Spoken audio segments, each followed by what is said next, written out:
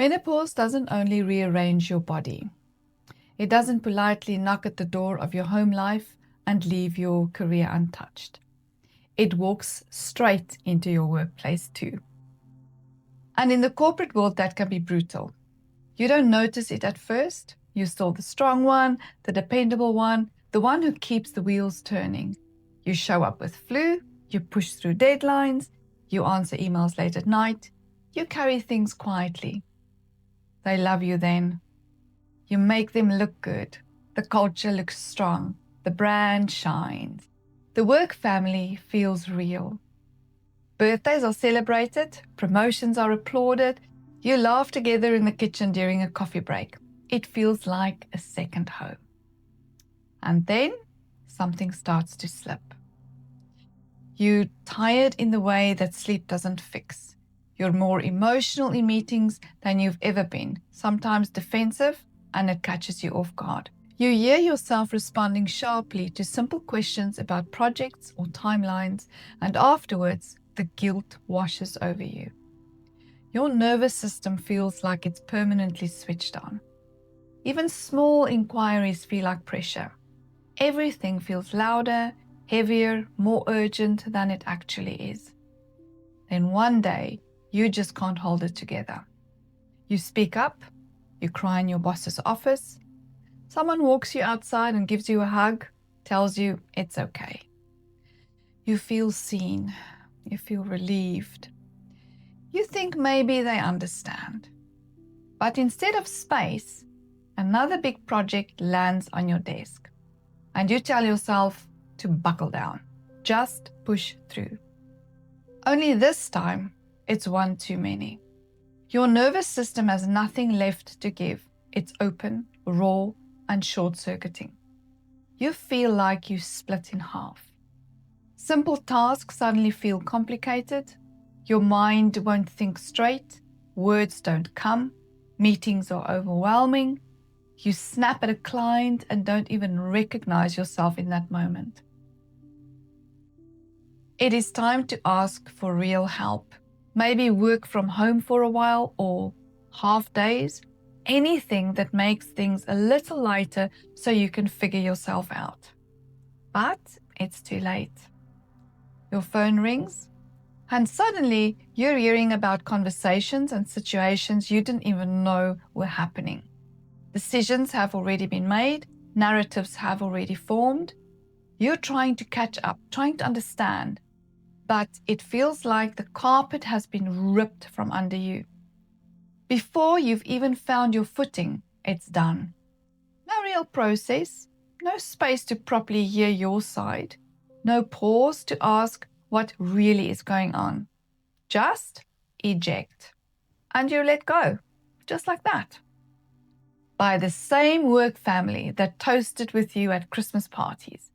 The same people who said, we couldn't do this without you. As long as you kept the company's engine running, it didn't matter that you were exhausted. It didn't matter that your body was fighting something invisible.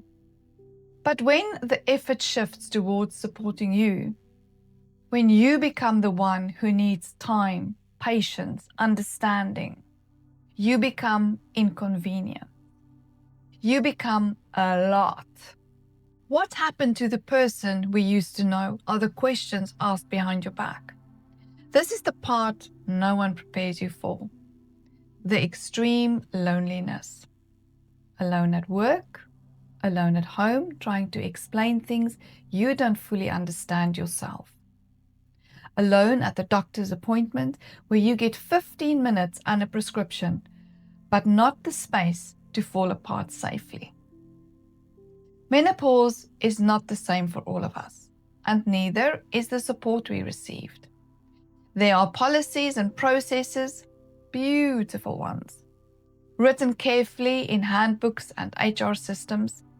But policies and processes mean nothing in the hands of leaders who don't truly want to follow them. If they choose loopholes over humanity, growth over compassion, image over people, these policies and systems protect no one. It becomes easier to remove you than to hold you. And now, it's not only your inner world shaking, your outer world collapses too. Your title, the identity you clung to, the proof that you still mattered is taken away. You feel stripped bare. In that space, the thoughts can turn dark. I can't do this anymore. And then another voice rises quietly, almost desperately. Just breathe. Hold it together for one more day. Don't give up yet. Both voices living inside you at the same time. Getting up from there is not simple, but it's possible. And this is why we are not staying silent about it. At Menoground, we have formally signed the Menopause Workplace Pledge with Well-Being of Women. We have placed our name publicly alongside organizations that are saying this matters. Women matter. Support at work is not optional. For us, that pledge is not a badge. It is a responsibility. It means we stand together to push the message further, to encourage workplaces to move beyond paper policies and into real understanding, to hold space for women who are trying to survive both professionally and personally at the same time.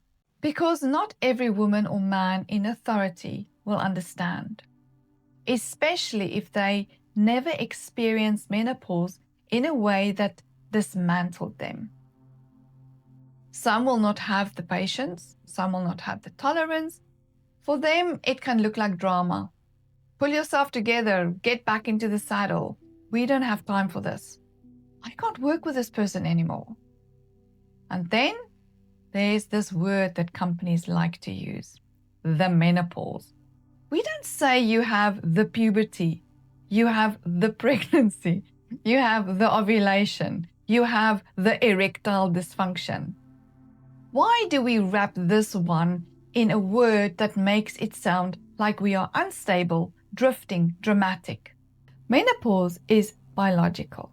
It's human. It's not hysteria. We are not living in the days of the wandering womb, where women were dismissed, labeled unstable, or shut away for what was simply biology. We have moved forward, or at least we should have.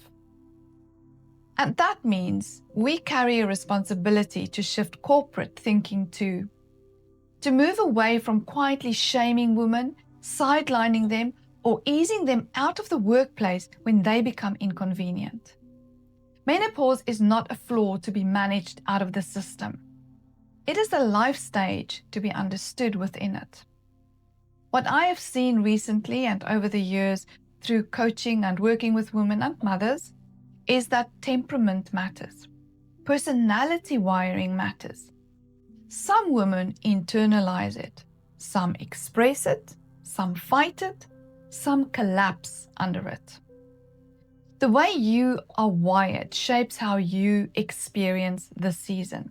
And when you begin to understand your blueprint, something powerful happens. You stop asking, what's wrong with me? And you start asking, how am I built? You uncover things you buried, things you always sensed, things you didn't even realize were guiding your reactions. That discovery gives self-love room to grow. And self-love here is not fluffy. It's survival. Because no one will love you better than you love yourself. And no one will criticize you more harshly than you criticize yourself.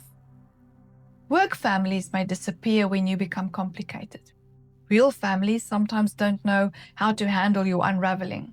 Some withdraw, some blame, some fight, some leave, some simply cannot hold it.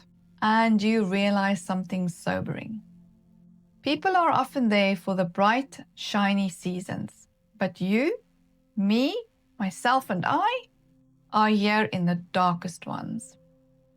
When you truly know yourself, you are not abandoned. You can feel your own presence, your own steadiness, your own compassion. To love yourself in menopause is to go deeper into self-discovery. Not to fix yourself, not to silence yourself, but to understand yourself. Not to change yourself, but to grow into the best version of the new you. And when you do that, you don't just survive the season, you rebuild, not as the woman you were trying to hold together, but as the woman who finally understands herself. That discovery replaces self-criticism with understanding. I am Marley, and this is how I navigate menopause.